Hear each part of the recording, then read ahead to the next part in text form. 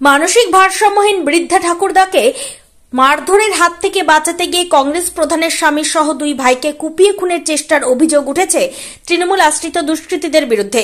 শুক্রবার সকালে চাঞ্চল্যকর ঘটনাটি ঘটেছে কালিয়াচক থানার সিলামপুর ২ নম্বর গ্রাম পঞ্চায়েতের বাহাদুরপুর এলাকায়। গুরুতর জখম তিনজনকে চিকিৎসার জন্য ভর্তি করানো হয়েছে মালদা মেডিকেল কলেজ ও হাসপাতালে। সিলামপুর ২ নম্বর গ্রাম পঞ্চায়েতের কংগ্রেস দলের প্রধান ফিরোজা খাতুনের স্বামীর অবস্থা আশঙ্কাজনক বলে জানিয়েছেন কর্তব্যরত চিকিৎসকরা।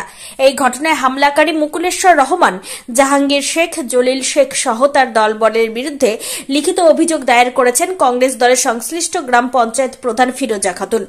পুলিশের স্থানীয় সূত্রে জানা গিয়েছে, আহতদের নাম নাসির উদ্দিন শেখ, বয়স ৪০, তিনি কংগ্রেস দলের গ্রাম পঞ্চায়েত প্রধান ফিরোজা খাতুনের স্বামী। অপর দুইজনের নাম গোলাম সাদানি, বয়স ৩৩ এবং নাসির আহমেদ, বয়স ২৮। এরা দুইজনেই কংগ্রেস প্রধানের স্বামীর ভাই। পুলিশকে অভিযোগে সিলামপুর ২ নম্বর গ্রাম পঞ্চায়েতের কংগ্রেস দলের প্রধান ফিরোজা খাতুন জানিয়েছেন, তাদের বাড়ির এক বয়স্ক বৃদ্ধ ঠাকুরদা মানসিক ভারসাম্যহীন। বাড়ির ওই বৃদ্ধ রাস্তায় বেরোলে তাকে এলাকার তৃণমূল কর্মীরা দলবল নিয়ে অন্যায়ভাবে মারধর করে। ঘটনার প্রতিবাদ করতে গেলে অতর্কিতে আজ সকালে দুষ্কৃতীরা তাদের বাড়িতে হামলা চালায়। প্রথমে হাসুয়া দিয়ে প্রধানের স্বামী নাসির উদ্দিন শেখের ওপর কুপিয়ে খুনের চেষ্টা করে। নাসির উদ্দিনের দুই ভাই বাধা দেওয়ায় তাদেরকেও মারধর করা হয় বলে অভিযোগ।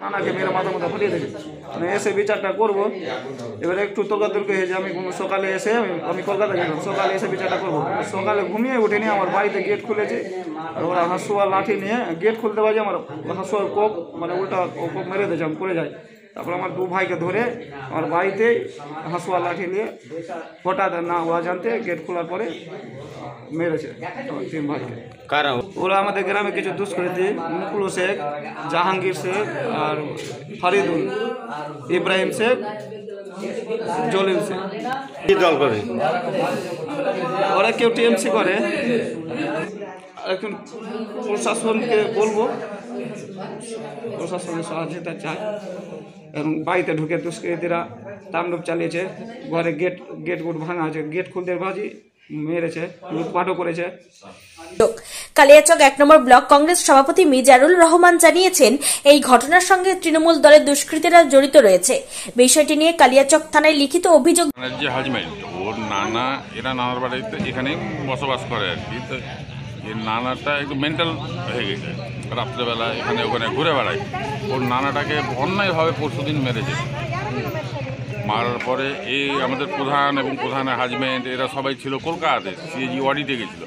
অডিট থেকে আজকে রাত্রে এসছে, রাত্রে 10টা-11টার সময় ওরা বাড়ি এসছে। এসে সকালে ঘুমিয়ে উঠেছে, তখন মানে ঘুমিয়ে উঠেও নি। আর ওরা ওই যারা মারপিট করেছে আর কি, তারা বাড়িতে গেটে এসে গালাগাল করছে। তো এই প্রধান বলছে যে তোর কী ঝামেলা আছে না আছে, আমরা পরে বসে একটা মীমাংসা করে দেবো। কিন্তু এই গেট খুলতেই এর উপরে গলাতে হাসুয়ার কোপ মারে, যে গলাতে না লেগে মাথায় লেগেছে, লেগে প্রাণে কোনো রকম করে বেঁচে গেছে। এর ভাই দুটা ছিল, ছোট ভাই, এদেরকেও অন্যায়ভাবে মেরেছে।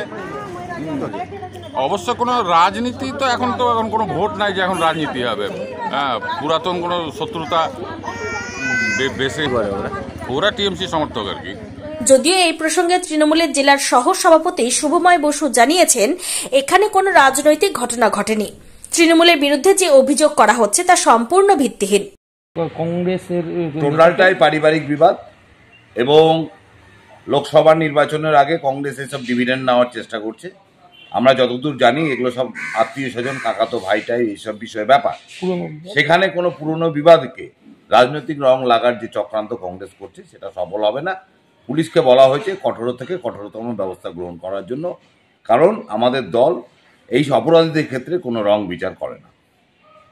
অন্যদিকে অভিযোগের ভিত্তিতে পুরো বিষয়টি নিয়ে তদন্ত শুরু করেছে কালিয়াচক থানার পুলিশ। Bureau report, news for Bengal.